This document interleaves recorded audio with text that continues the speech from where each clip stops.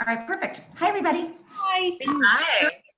So thank you all for being here today, and welcome to KRISTY, Hillary, Melanie, and Danielle. Unfortunately, Felix could not join us at the last minute, but it's so nice to see all of you again.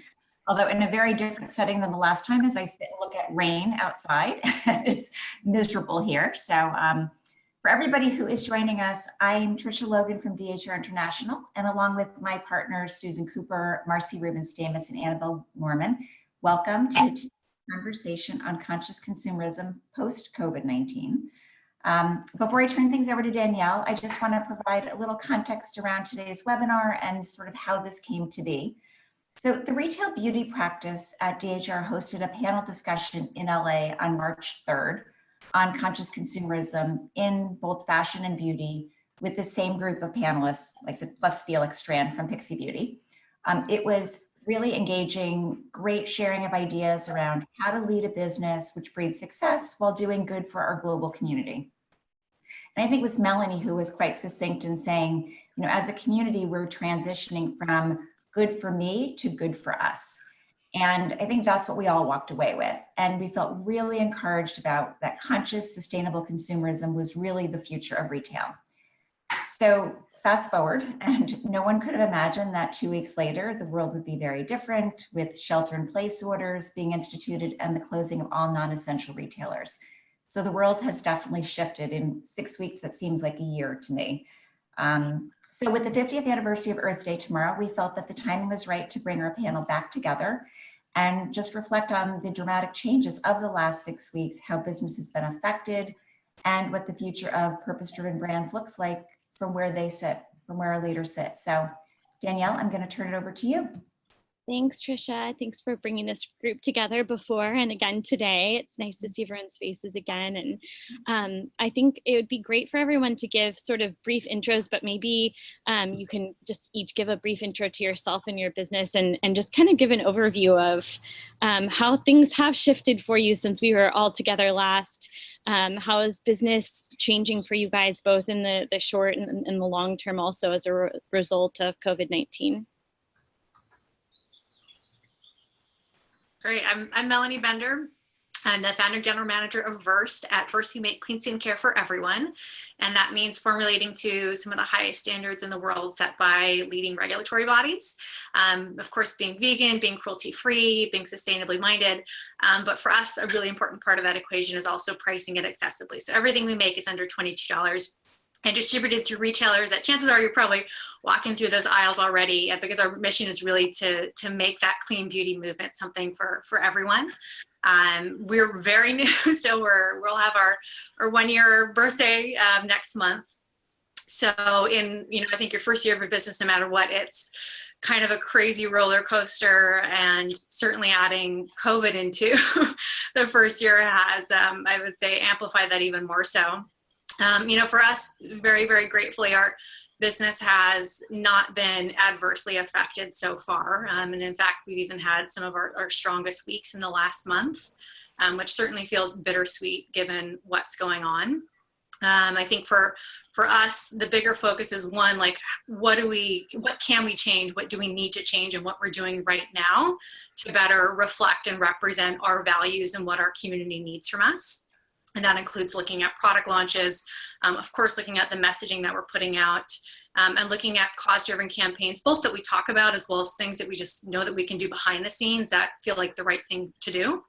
And I think in addition to what we can push out and what we can give to our community, we also see part of our responsibility right now providing that security, that continuity to our team, since we're certainly a new team. And those cost-driven initiatives have, I think, been a really nice way for us to feel like we have just a little bit more control in what's going on right now as humans who are still showing up for 40 hours a week, albeit via Zoom.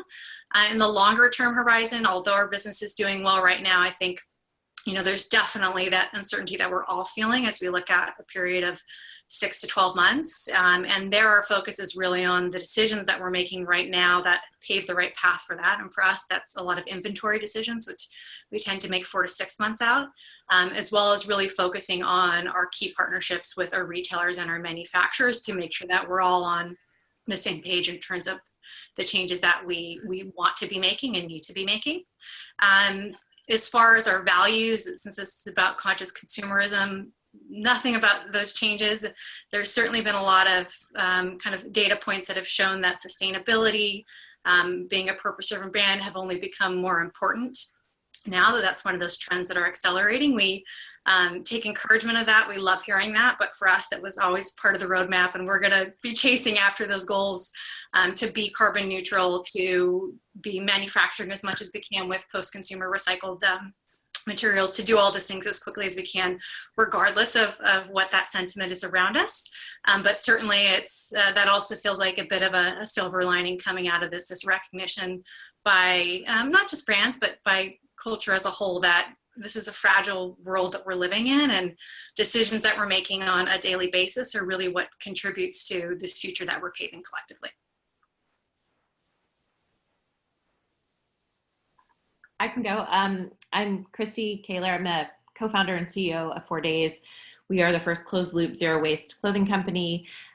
We've created this really unique swap system. So instead of having clothes pile up in your home, going to landfill, we allow you to swap out old clothes for new clothes anytime. All of the old clothing that gets sent back to us gets upcycled into new materials and new clothing. So we've essentially eliminated the waste stream and closed the loop just by engaging our customers in this really simple swap system that also incentivizes them for doing the sustainable thing. And so for us, I think similar ethos, similar value set that's just really built into the business model as a whole.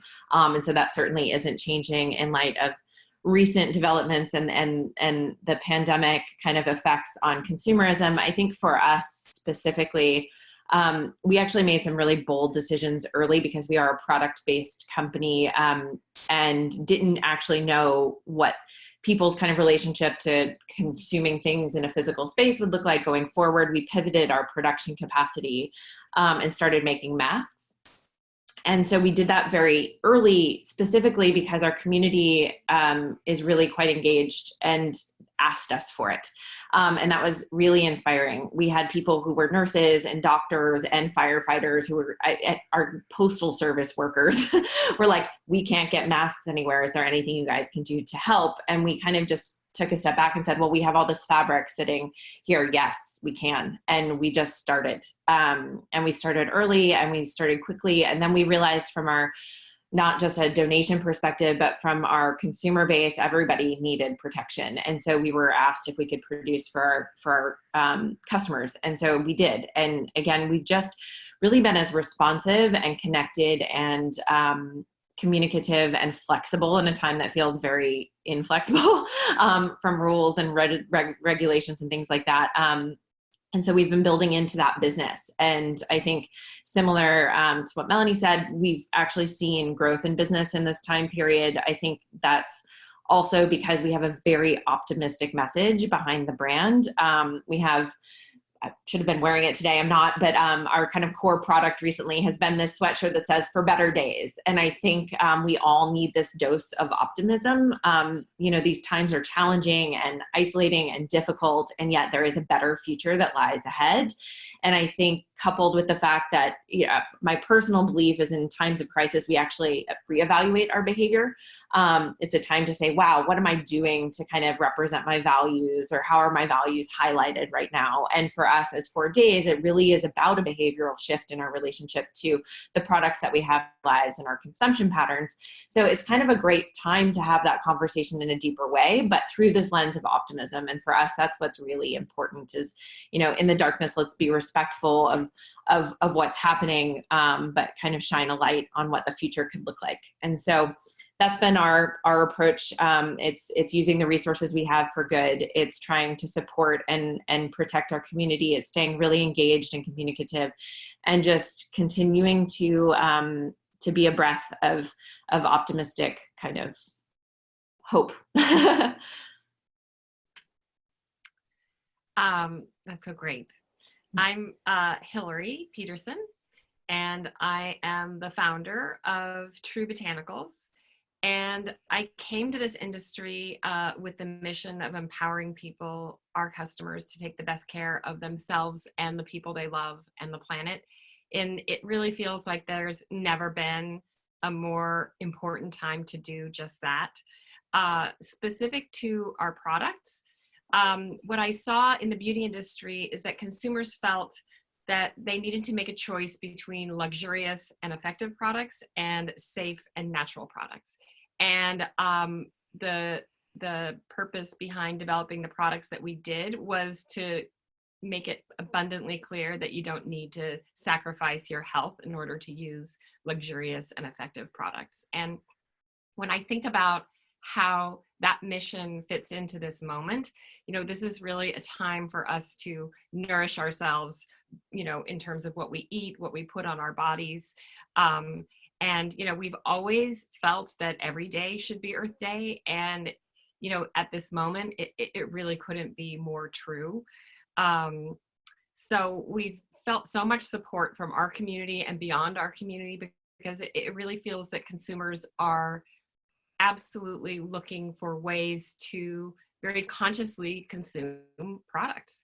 And we're so happy to provide this alternative. We're so grateful to our Made Safe certification that makes it clear that every ingredient and sub-ingredient is safe for people and the planet. It just feels like a really important time to be that thorough and thoughtful. And this really seems to be resonating with our community.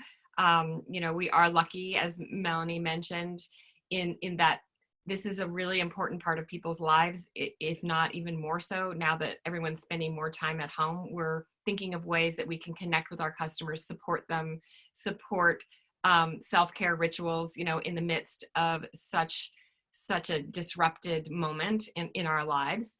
And, beyond our immediate community, where we're really supporting with self-care and not just skincare, we're also providing content, around breathing, meditation, how can we all support each other right now? Beyond our immediate community, we really wanted to think about, how could we support the broader community, much like the mask example. And what we realized is we were all really having a hard time getting a hold of hand sanitizer. That was a recommended hand sanitizer, and then one that could be Made Safe certified. So we are producing a Made Safe certified hand sanitizer, where we just finished our first big run this week, and we'll be offering that free to our customers with every purchase. And then beyond that, we learned through Baby to Baby that there were so many mothers out there who didn't actually have access in this country to running water. And so it was really hard to take great care of their families relative to the specific concerns around the coronavirus. And so we're also donating hand sanitizer to them, and we'll continue to look for ways to do that ongoing. Because we're doing one initial donation, and we said, could you use 3,000 units? And they said, we could use 10,000 units. And you think about those 10,000 families that don't have access to running water, it's really heartbreaking. And so it's an honor that we're able to work with our manufacturer. He had never made hand sanitizer before, but I've worked with him for 5 years. And I just said, we need to make this hand sanitizer. He said, okay, great, let's make it. So he was shut down because he wasn't deemed an essential business. So it's just sort of a win-win all around. And I've been so touched by how people are coming together to address this moment in time. I have to say it's really lifted my spirits, and I'm really inspired by how much people are caring and thinking about the planet, and how we can consume in the best ways possible moving forward. I think this is a time that will have a very long-lasting impact, which is really encouraging. And I think that all of you are able to in some ways pivot or spin up new things, because you are so true to your mission as businesses, and so you were able to stay the course of being true to your mission, and that led you directly to the next thing. I think that's so it just so exemplifies how important the morality and ethics of your business are, because they guide you, and they're guiding you through this scenario as well. And so I think you guys maybe spoke to this a little bit, but there's like this simultaneous thing happening right now where people are looking at like, well, there is uncertainty about the future, like Melanie said, and there's a possibility of loss. And as a business owner and leader, you have to, in some ways, think about that at least. And then you're also sort of uncovering these new opportunities for even growth, it sounds like, across the board for all of you. And is there anything else that you would add about the experience of that dichotomy and how you've maybe uncovered ways to plan for both of those scenarios while moving your business forward? I mean, I can step in and just say, I think that it's a mindset for us anyway. It's been a mindset towards kind of efficiency and actually thinking through profitability and making sure we're supporting in a really smart way our employees. We're scaling up at the right pace of the products that we're trying to make to help kind of the community more broadly.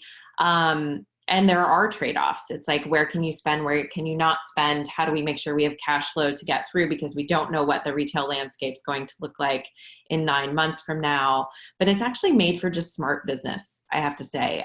We're very disciplined in making sure we understand the bottom line to our business, making sure we can protect the employees we have, being smart about I mean, I think Melanie mentioned like inventory investments and how we're planning for the future does feel uncertain. So taking things as short-term as we can to still protect the long-term opportunity. That's kind of how we've been managing it. It's very, very active. I know a lot of people have been like, oh, I have all this time on my hands.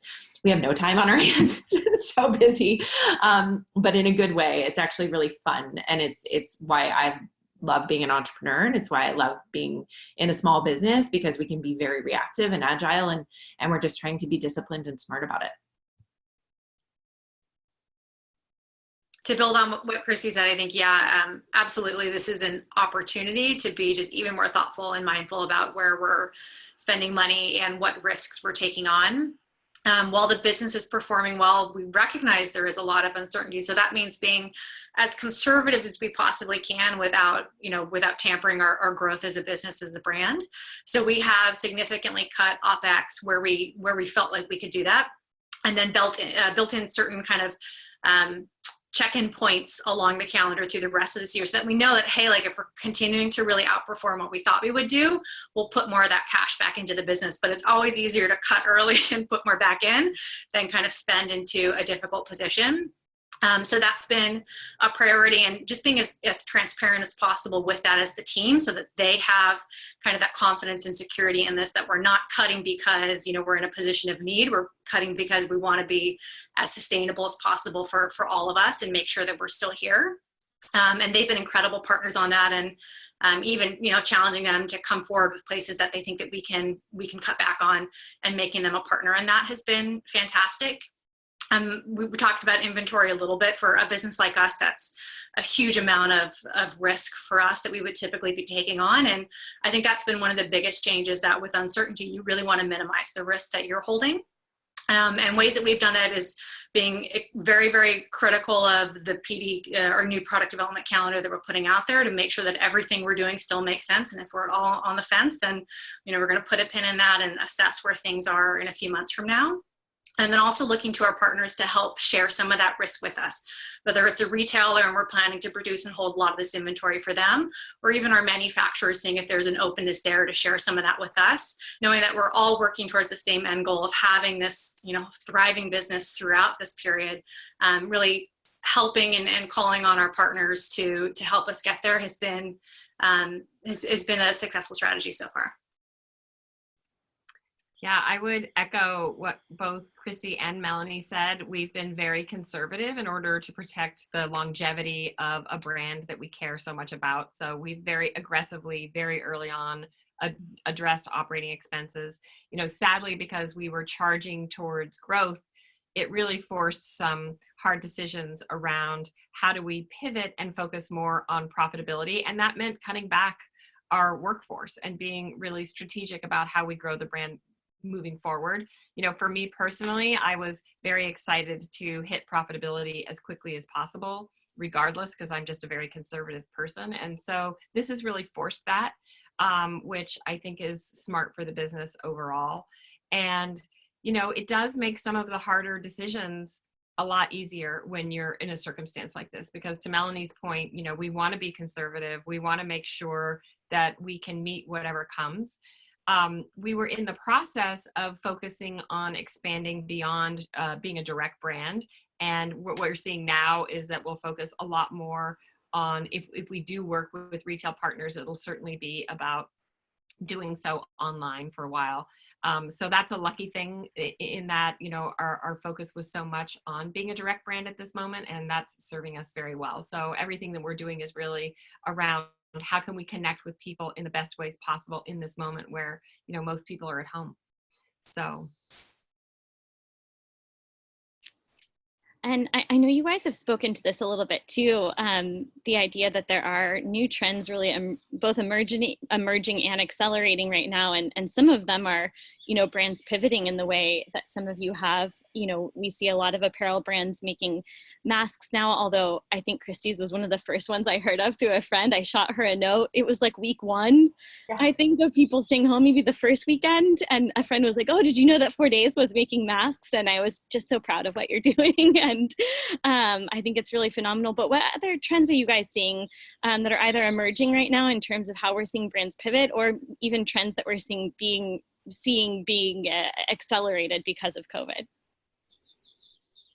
I think this webinar is a really interesting example of, you know, how we're getting together and conversing. So we're looking at, you know, what does it mean to be a community in today's age, and how can we best connect with and support our customers? That's definitely a big focus.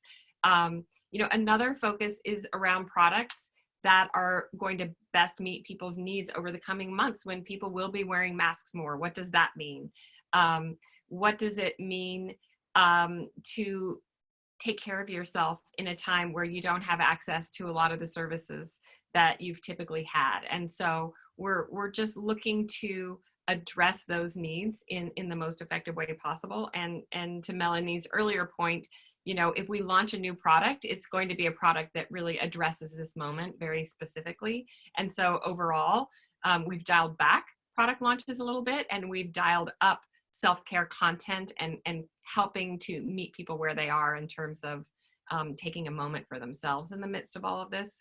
So certainly the hand sanitizer, you know, was an example of that. And that replaced a new product launch because we thought this is what people need. So let's meet those needs now.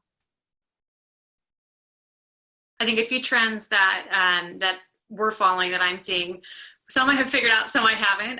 On some of the trends that we're focused on from a product standpoint is this move towards doing more at home. So things you might have traditionally gone to an expert's office, whether it's an esthetician or even a hairstylist. Obviously, you know, hair color at home is having a big boom. But for us, those look like a lot of those treatments that you might have gone into an esthetician's or a dermatologist's office that you might now be looking to do at home because you have to, because you can't go out, and you know that could hold for a number of months, or because you're realizing now that, hey, like maybe I was going out to do these things, but instead, you know, I can drive more value by doing them for myself at home. So that's one that we've been following from a product innovation standpoint. I think another interesting aspect to that is over this recovery period where we expect there's a time between when we're out of full quarantine and when we're back to full normal, there's going to be a lot of those experts, whether they are the hairstylists or the estheticians, that have time and are going to be probably doing more in-home versus out of their offices. And those are tangential to all of our businesses, but not a direct part right now. So I think that's an interesting one to think about and figure out. One that I'm still really wrapping my head around is, obviously we've seen this huge leap in terms of the amount of shopping and transactions being done online. And, you know, I think most people agree that that's an acceleration of a trend that was already happening. So one logical kind of acceleration there is a move towards social commerce and even conversational commerce becoming a reality sooner. Or a lot of brands might have dabbled in that. It really wasn't a place that you were finding payoff. It was more of kind of getting credit as being the first one there. So that's one that I'm really fascinated by and interested in, but I haven't yet figured out, you know, what does that look like for us? What does that mean for us? So I would say that direct-to-consumer roadmap for us is one that we feel like, okay, now what we thought we would do in the next year is totally different. So that's a place to reassess, and you know, we're still figuring out exactly what that looks like now amidst all these other changes that are happening. Yeah, And, I sorry, go ahead, Kristy. No. I think that's super interesting. I think for us, what's been very kind of prominent, and we did an email around it, but with masks, I think people feel very limited in their personal expression because you don't have your face showing. And so for us, we've really pushed forward some of, as I mentioned before, our kind of optimistic messaging, our smiley logo. We've really tried to let people kind of express themselves, and that's been very, I think, well received, and people have been incredibly enthusiastic. We're launching part of our Earth Day launch for this week. We're doing an iron-on patch story, so people can really personalize their own clothes instead of having to buy new clothes, but still express something and say something with what they're wearing. We've had people ask us if we can brand and message the masks, so we're working on that too. But I think there's a secondary piece to all of this, which is so foundational to what we do as a brand, which is that you actually need less clutter in your life. I think we're all spending more time at home. And so you kind of start to look around and say, I don't want all this stuff. Why do I have it all? And we're not, I think accumulating in the same way and in a good way. And so we're working on another kind of in take back program, clean out the closet program, and letting people have a resource to help with that, being a resource, being a source of advice, and kind of a friend in getting your closet cleaner, because I think we're all sitting there going, goodness gracious. So that the other thing that's really interesting in the apparel market is that people are really investing in loungewear, but in tops. Because of Zoom. So it's it's from here up all the time. And so it's funny when we just launched an Earth Day graphic that's really cute. And I was like, we need to make it a little higher because I think people need to be able to see it when they're on Zoom. So it's kind of just a detail, but I think that's pretty funny. It points to, how we're expressing ourselves. Well, I'd be lying if I said I wasn't in yoga pants right now, but I think probably most people are that I talk to. Exactly. So, Hillary mentioned at the start of her answer that we're not holding events anymore, and we're sort of gathering online and finding these new ways of doing community. Are there other things that you've sort of had to cut from your business and rethink your marketing strategies around? I would say that and it's kind of piggybacking on the silver lining in all of this. I mean, we're such a small company. We didn't have stores. I think to Hillary's point, we were very digitally focused from the outset. So for us, in a fortunate way, we weren't overexposed in the physical space to have to pull back from. But I do think for us, it's been how do you create community or education or opportunity to engage in a digital space? So we're working on rolling out some more DIY classes via Zoom. So working on an embroidery kind of class or a tie-dye class, or how do we actually engage our community so that they can do something that feels very active in their own space. And so for us, it's been more creative opportunity to engage than before. But I think we were in a fortunate spot where we weren't overexposed in physical spaces. So we haven't had to kind of pull back from those. In our case, we did have a clinic in San Francisco, and we saw what meeting with an esthetician in person can do to help accelerate our customers' results. And so we looked at that and the fact that we have an aesthetic specialist on our team, and how could we bring that to people in their homes? And so in a way, the challenge became an opportunity where she's doing consultations, where our True team are doing more Zoom consultations. And we're doing a lot more in social and through email with our customers around, we see that there's an attention span and an interest in how do I use this stuff in the best possible ways.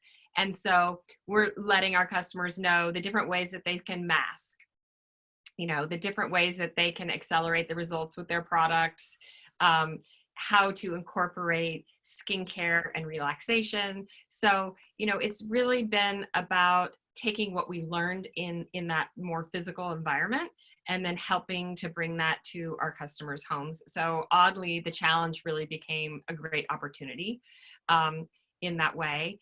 And, I would say really that's the biggest change at this point, because we were primarily a direct business, but it's been a really positive one in that instance. Yeah, I completely agree with the sentiment that you just have to look at these things as opportunities. It's the only way you get through them. For us, we were actually planning to do our first pop-up shop right now.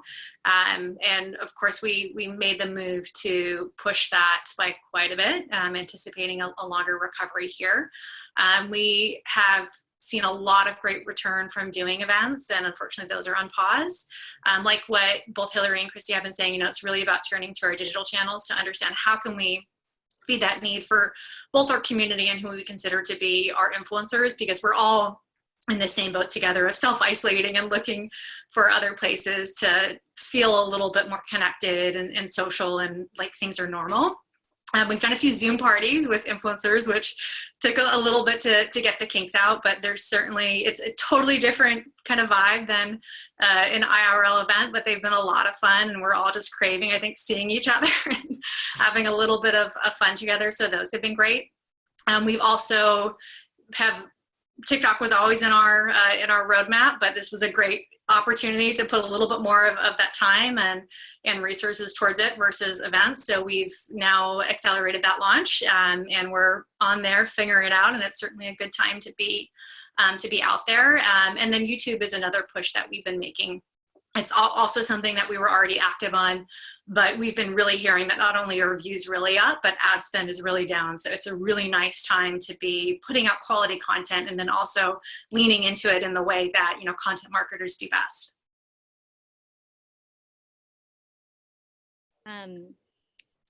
Earth Day is this week, and all of you guys as the sort of ethos behind your business have prioritized the way in which you are conscious about and impact the planet. And I'm curious how you're thinking about the relationship between the COVID crisis and the climate crisis, especially as that pertains to how you do business right now, and how you might be thinking about doing business as we recover from this down the line as well. I think for us, that's where honestly not much has changed. We love Earth Day, we love Earth Month because it gives us a great reason to talk about these things. Whereas I think, as a brand, you always are needing to find that balance to keep people engaged but not inundate them.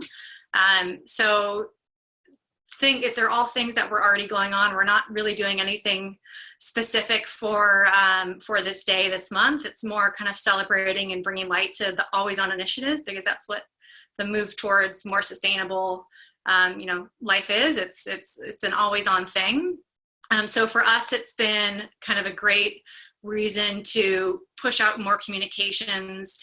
We've done a full audit of our most important impacts on waste, on carbon, on ecosystem footprint.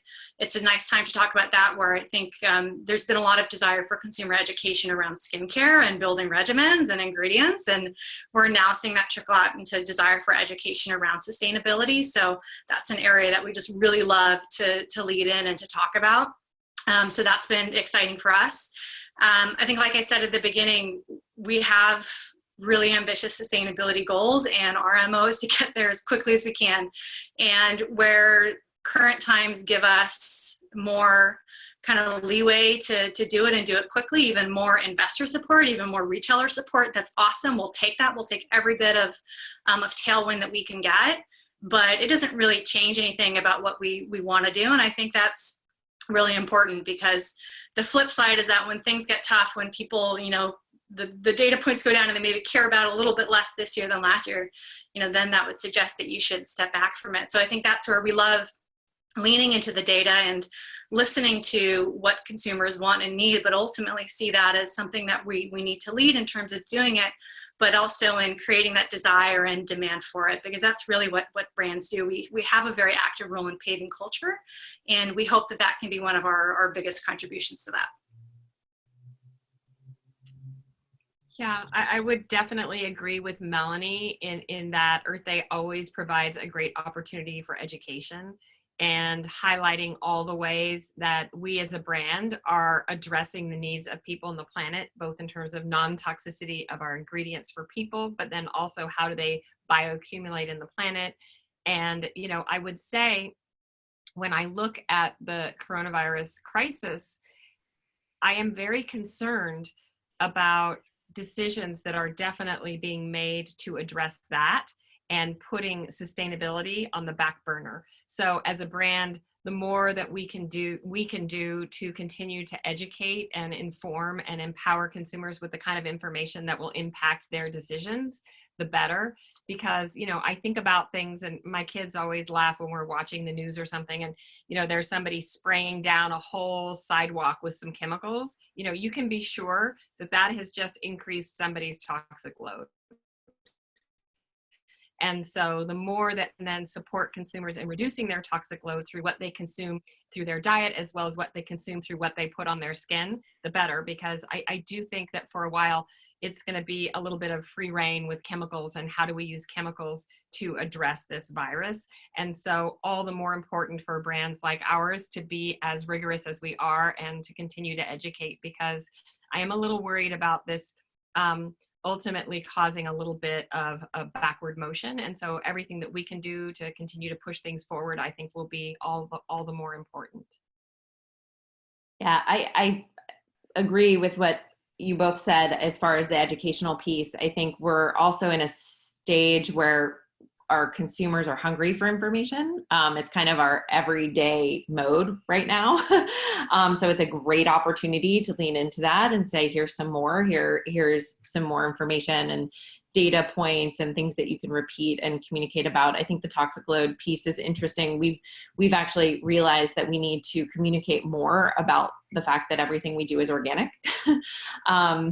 It's funny that, you know, we're now putting masks on our face and people aren't talking about the materials that those are made from. And ours are organic cotton and certified dyes. And I was like, well, that's kind of important because, you know, you're breathing that in on a daily basis. So I think that's true. I think the piece that we've also found interesting is with less transportation and less travel, like there are actually positive benefits to all of us not moving around so much.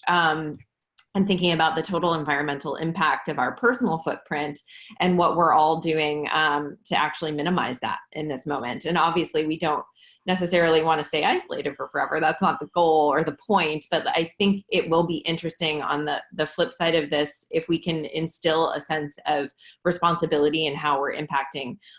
You know, are we traveling too much? Do we need to be on airplanes as much? Do we need to drive as far? Can we go to local markets and local kind of purveyors? I think there's an interesting conversation to be had around that. That we're thinking through now, because it's always been part of our thinking. We do carbon offsets for all transportation, that we think about it as a company. So if we can help create conversation around that, I think it can be interesting going forward. Love that. Christiana Figueres, who led the Paris Climate Agreement, said last week that we have this opportunity to solve the climate crisis and the coronavirus crisis simultaneously. And I love that idea of not thinking of them. Sorry, there's an airplane overhead. But I love that idea of not thinking of them separate and thinking about how we can bring those solutions together and tackle them at the same time. And you guys had some really interesting thoughts there I hadn't heard before.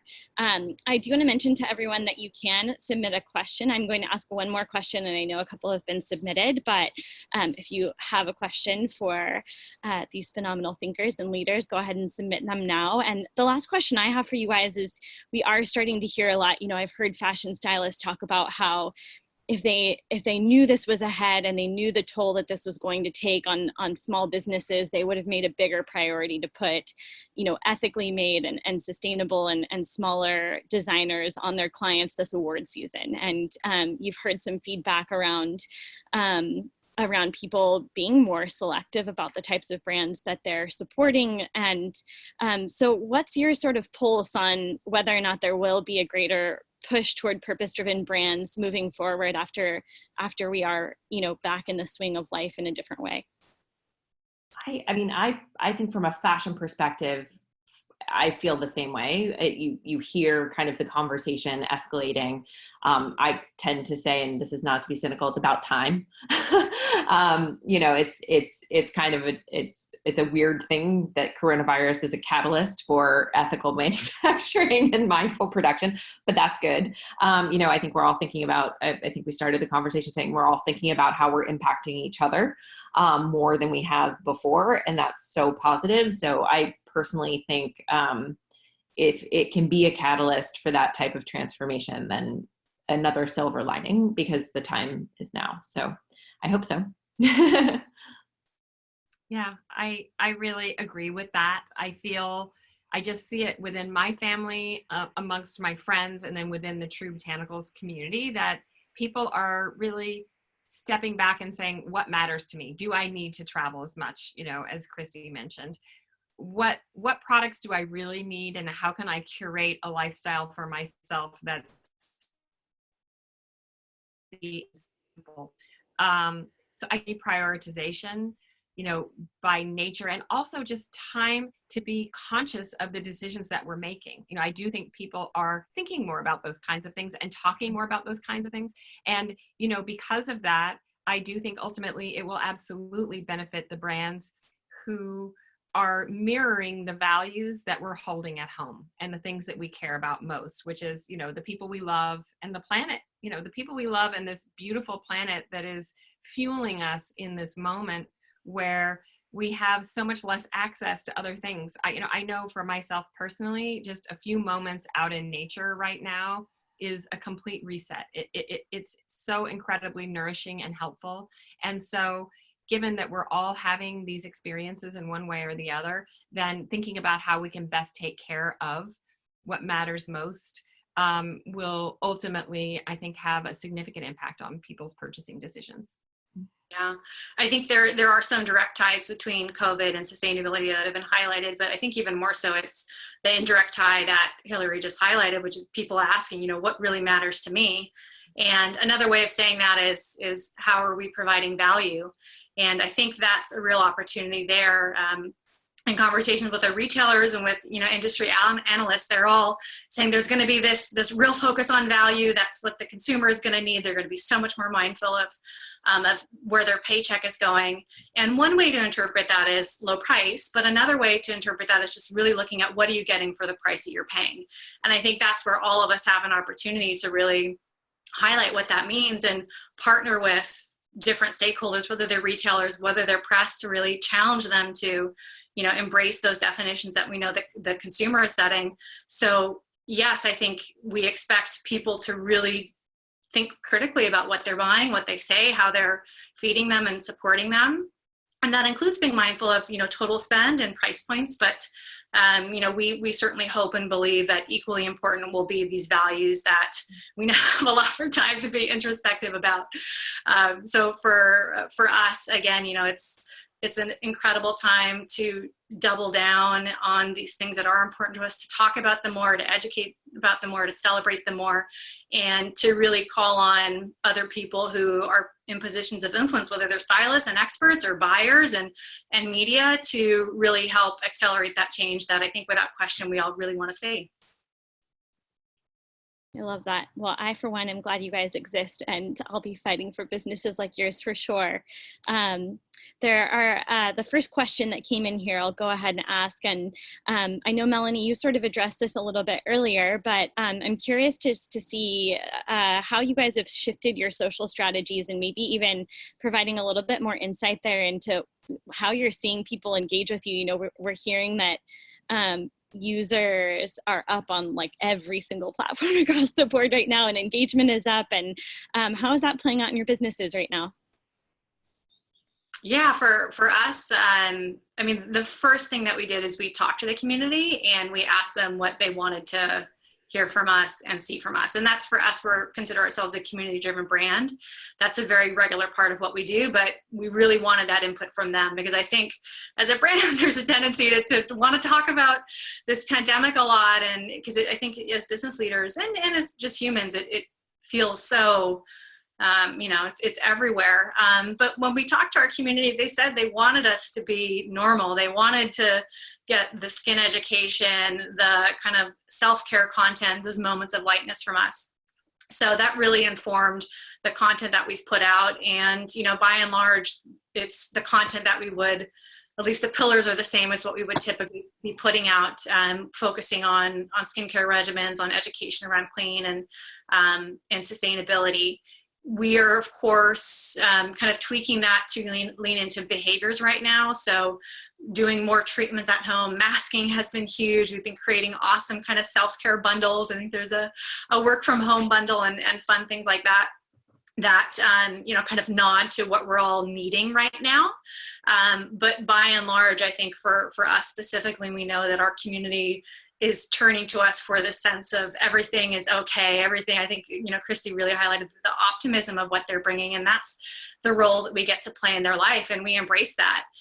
We have talked about a few of the different cause initiatives that we're doing. We did a great fundraising drive with the Red Cross and product donations.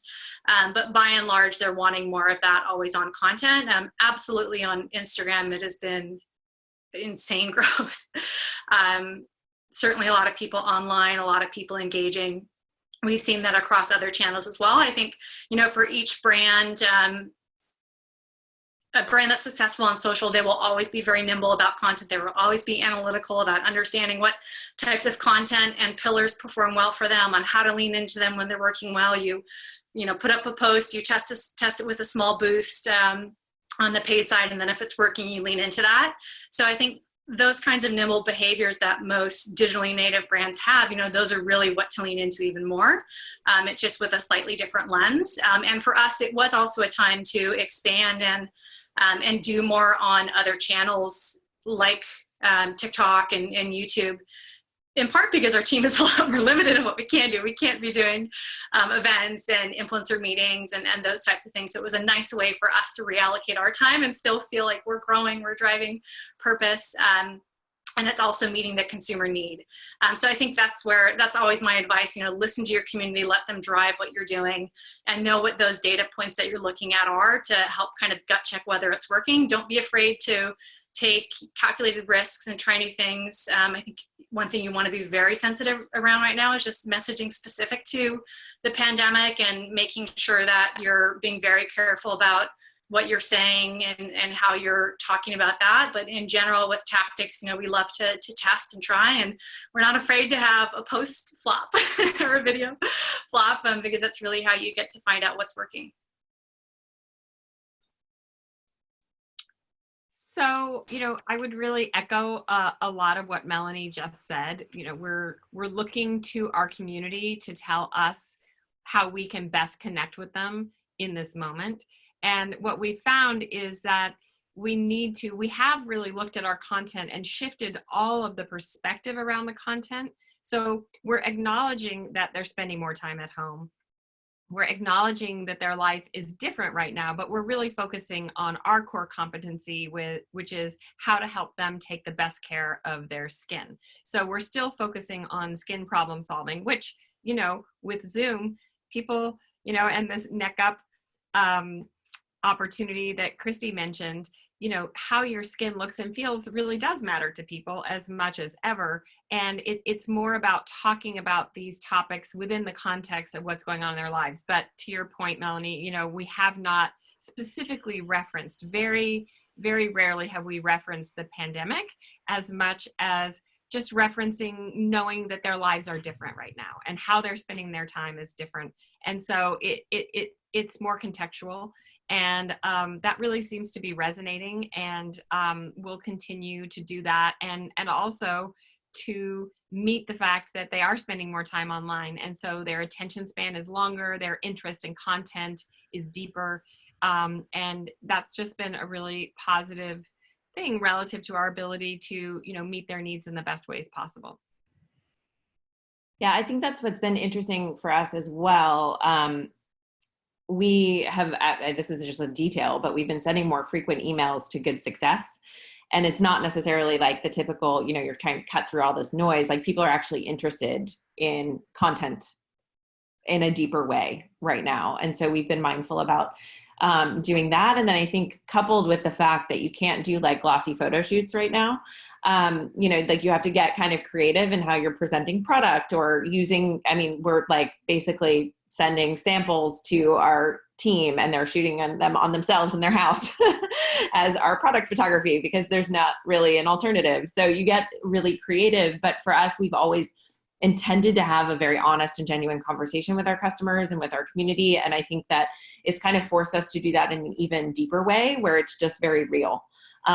It's not as kind of distant as it can be, particularly in fashion where things are so like perfect. We're really not as worried about perfection, and we're really leaning into authenticity. And I think that is something that's working really well for us. And it's kind of a symptom of literally the restrictions or the constraints. And I think often from that comes a lot of creativity. And so that's how we're thinking through it. But it's working well, and it's a lot of actually fun. So that's kind of where we've landed. There's another question in here. Misako asks, how do you think we can close the intention behavior gap in sectors like fast fashion, i.e. consumers having the intention to consume more consciously versus purchasing behavior ultimately being determined by incredibly low prices or, other marketing tactics? I think what was mentioned before, which is value, becomes very important. And it's not always just price point that determines value. A lot of it's service, a lot of it's product quality, relationship. And I mean, for us specifically, we've built in a price incentive to be more sustainable. So the intention from the system has always been, oh, if I do the right thing, I actually also, that aligns with my values, I also get and value from that. So I think it's important to reinforce the behavior and the financial benefit. Not always easy. And I think, there's also a moment in time, at least from the apparel industry, where the conversation around sustainability has elevated to the highest levels of leadership. And whether people are walking the walk or just talking the talk, I think it's at least present in the conversation. So I think that as an industry, we are making better progress in the sustainability world. And hopefully the two won't be in conflict as much as they have in the past, but we'll see.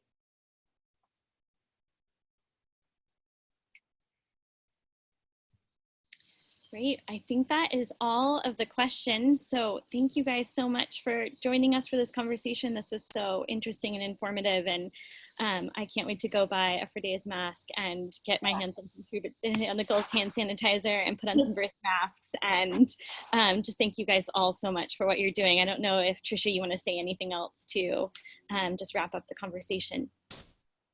You're on mute. We can't hear you, Tricia. You're on mute. You look great though. There we go. Okay. Well, thank you all so much for joining us and taking time to do this today. I walked away from our conversation in California thinking, wow, how inspiring and how great. And I think it's just been reinforced today. I mean, it's so amazing what all of you are doing and how you've been able to pivot your businesses so quickly, but it is back to your message of authenticity across the board. And I think it's really fabulous. So I am super excited personally. Thank you. Thank you for having us. All right. Thank you all. Have a wonderful day. You Bye. Bye. Bye, guys.